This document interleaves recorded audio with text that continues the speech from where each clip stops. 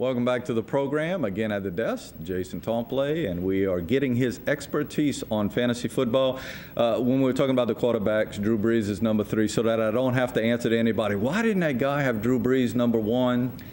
I do not think that Drew Brees belongs at number 1 because he does not rush the ball in for touchdowns. And that's one thing I talked about with the two quarterbacks. They both like to rush the ball in from, not too far out. So you don't want the Saints to trade him or anything? No, I love Drew Brees.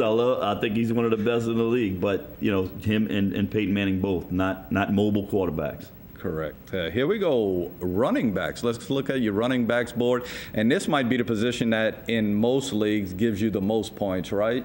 Yeah, it's typically where a lot of people like to use their first couple picks. Typically because there's only a handful of running backs that are like true every down backs, and they get the ball a lot more than some of the running backs that are like splitting time with other guys. And in those same leagues, we get the bonus points for running backs receiving touchdowns or throwing touchdowns, which hardly ever happens. But I mean, so like special guys that are in the game a lot more, catch a lot of passes, they tend to get a little more. They move up the depth chart a little bit more when you look in the draft. Adrian Peterson has been there for a couple of years. I mean, he's been kind of the cream of the crop. Well, he's the workhorse. I mean, he was an every down back for a while. He caught a few more passes when Brett Favre was there than he had in the beginning of his career. But he is just hard to tackle, hard runner. I labored with this with him and Adrian Foster and Arian Foster, I'm sorry, and actually Chris Johnson, who I was going to put at number 1 because, I mean, all 3 backs are good backs, don't get me wrong. I'm not saying that Adrian Peterson is the cream of the crop for as he's that much further ahead of him. But I've had him the last couple of years. I'm a big fan of his. I think, what he brings to the table as far as power running. But there are some reasons why he may not have a great season. I still think he's the best physically the best running back in the league. Who is Daniel Thomas? I got the sleeper. When I saw it, I looked at it, and who is that? He's a rookie from Kansas State, if I'm not mistaken, who will be starting for the Miami Dolphins probably by week 5 or 6 in my prediction, if he's not starting at the beginning of the season. Obviously, everybody knows Ricky Williams was at Miami, also Ronnie Brown, both gone. They signed Reggie Bush, who, I mean, I love Reggie. I thought he had a great role. He's not an every down back. He's not a first, second, third down rack. He's not a grinder. The style of football Miami plays the last few years is power running football. They had 2,000-yard rushers in Ricky Williams and Ronnie Brown a couple years ago, so they got to give the ball to somebody if they're going to continue to play that kind of football. Reggie won't be able to carry it that many times and take that kind of pounding. This kid is more of a in between the tackles kind of running back. So I think he's going to get a lot more play by the middle of the season for sure. Let's look at the wide receiver, who you have on your wide receivers board. Calvin Johnson, Andre Johnson, Larry Fitzgerald. Talk about those guys just a little bit.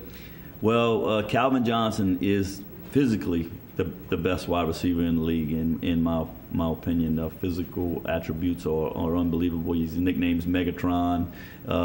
If Stafford can stay healthy and get him the ball, I mean, just through the first couple games before Stafford got hurt last year, they were connecting, they were looking good, and then, of course, the injury. So if he can stay healthy, which you can't draft with injury in the back of your mind, you just got to draft who you think's the best player. I think he's the best wide receiver out there.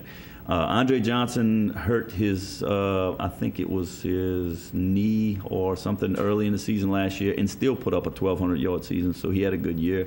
Fitzgerald, I'm hoping with Cobb being added, even though I'm not sold 100% on Cobb. He was my sleeper last year, but more because he was in Andy Reid's system, and I think I had the wrong quarterback. But Andy Reid developed him. I think he'll be decent. He'll throw the ball to Larry because he knows what he has in a guy like Larry Fitzgerald. Wide receivers kind of have to count on somebody else a little bit. That's right. Notice you had Percy Harvin as your sleeper up there, and obviously a great athlete from Florida. So yeah. He's my sleeper because Sidney Rice is gone now, and that leaves a void to be filled at wide receiver. He got the ball a good bit last year, and people might look at that and say, well, how is he a sleeper? I mean, he's a good football player. Well, yeah, but he didn't break 1,000 yards last year, and he wasn't the go-to guy. I think he will be this year. I think McNabb will get him the ball enough with Adrian Peterson there to keep defenses honest, right? And the new defensive coordinator is saying that he's going to increase his workload and offense tremendously. So I think as far as a sleeper, he'll move into a number one receiver role, in my opinion. Very good. Got to go to a commercial break. Just a yes or no answer on two names that I throw at you. If you could get these guys really late in the draft and it doesn't cost you, do you take Randy Moss? Yes. Do you take Terrell Owens? Yes. Both of those guys can still play. But real late in the draft? Yeah. Well, Randy, I think, did retire, but I don't know if he came back. But if he's there, yeah. I tell you who I take, Ocho Cinco. I think Ocho Cinco, out of the three diva-type wide receivers, I think he's the guy you take with Tom Brady. He's the only one in a camp right now, too. So he's a guy that I think will actually have a pretty good season this year. Very good. Got to take a commercial break. When we come back, we'll look at the tight ends and the kickers. That'll be after this break.